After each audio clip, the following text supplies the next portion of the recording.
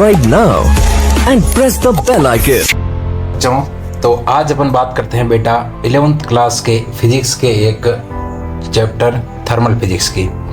Thermal physics के नाम से वैसे कोई चैप्टर नहीं है, कोचिंग में इसको एक थर्मल फिजिक्स के नाम से पढ़ाते हैं। इसके अंदर एनसीईआरटी में इसके 3 चैप्टर दे रखे हैं 11th क्लास में फिजिक्स में। तो वो 3 चैप्टर कौन कौन से हैं बेटा?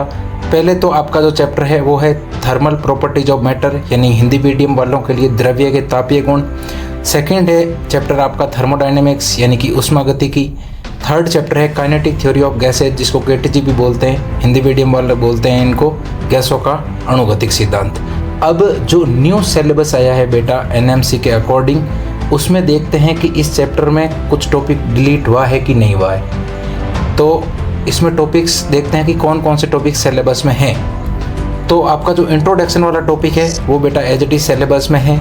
टेम्परेचर एंड हीट वाला टॉपिक भी आपका एज इट इज है। मेजरमेंट ऑफ टेम्परेचर यानी कि ताप मापन हिंदी मीडियम वालों के लिए ये भी आपका एज इट इज सिलेबस में है। Ideal gas equation and absolute temperature यानी कि आदर्श गैस समीकरण तथा परम ताप वाला जो टॉपिक है ये भी आपका एज इट इज सिलेबस में है।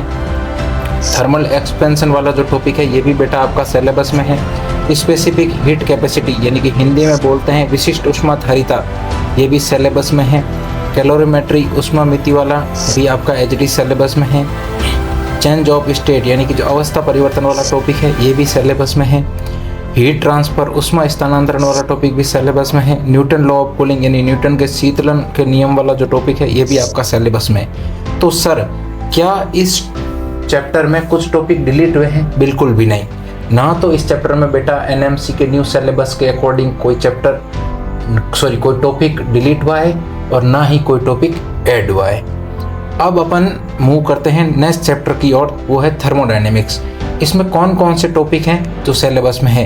तो इसमें भी इंट्रोडक्शन, थर्मल इक्विलिब्रियम यानी तापीय साम्य, जीरो लॉ ऑफ थर्मोडायनेमिक्स ऊष्मागतिकी का शून्य कोटि नियम, heat internal energy and work ऊष्मा आंतरिक ऊर्जा और कार्य, फर्स्ट लॉ ऑफ थर्मोडायनेमिक्स ऊष्मागतिकी का प्रथम नियम, हीट कैपेसिटी विशिष्ट ऊष्माधारिता, thermodynamic state variables and equation of state ऊष्मागति अवस्था चर तथा अवस्था का समीकरण, थर्मोडायनेमिक प्रोसेस ऊष्मागति के प्रक्रम, सेकंड लॉ ऑफ थर्मोडायनेमिक्स ऊष्मागतिकी के द्वितीय नियम, रिवर्सिबल एंड इरिवर्सिबल प्रोसेस उत्क्रमणीय एंड अनुत्क्रमणीय प्रक्रम, कार्नोट इंजन यानी कि कार्नो इंजन। ये वो टॉपिक है थर्मोडायनेमिक चैप्टर के अंदर जो आपके सिलेबस में हैं। तो सर क्या इस थर्मोडायनेमिक्स चैप्टर में कुछ टॉपिक जो न्यू सिलेबस आया है एनएमसी का, क्या इसमें डिलीट हुए हैं? तो हाँ, इसमें कुछ ना कुछ टॉपिक डिलीट हुए बेटा। कौन कौन से टॉपिक डिलीट हुए?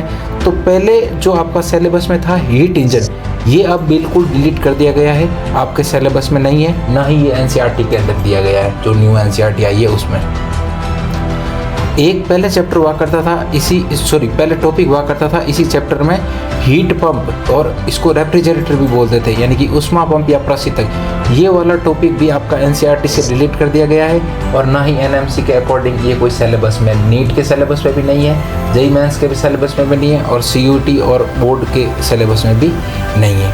अब जो थर्मल फिजिक्स का तीसरा चैप्टर है काइनेटिक थ्योरी ऑफ गैसेज, इसकी बात करते हैं। इसमें कौन कौन से टॉपिक सिलेबस में हैं? तो आपका इंट्रोडक्शन वाला बेटा सिलेबस में है।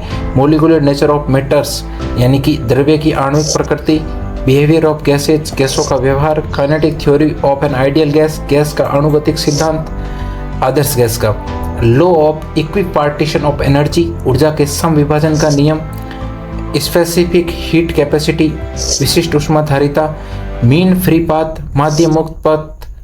ये जो टॉपिक है बेटा ये आपके इसमें थर्मोडायनेमिक्स चैप्टर में सिलेबस में है। तो क्या सर इसमें एनएमसी के अकॉर्डिंग कोई कोई टॉपिक डिलीट हुआ है? तो कोई भी टॉपिक इस चैप्टर में डिलीट नहीं हुआ है। तो ये बेटा जो 3 चैप्टर है वो आते हैं थर्मल फिजिक्स के अंदर।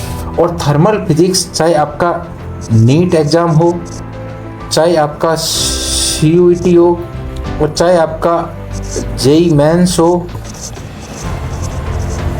और चाहे आपका बोर्ड या कोई भी स्टेट बोर्ड एग्जाम हो, इन सब के अंदर ये जो चैप्टर है ये बहुत इम्पोर्टेंट है। तो इसीलिए आप अगर कहीं पर इन चैप्टर के पुराने लेक्चर देख रहे हैं तो ये जो डिलीट टॉपिक है ये देखकर आप अपना टाइम वेस्ट नहीं करें। Thank you.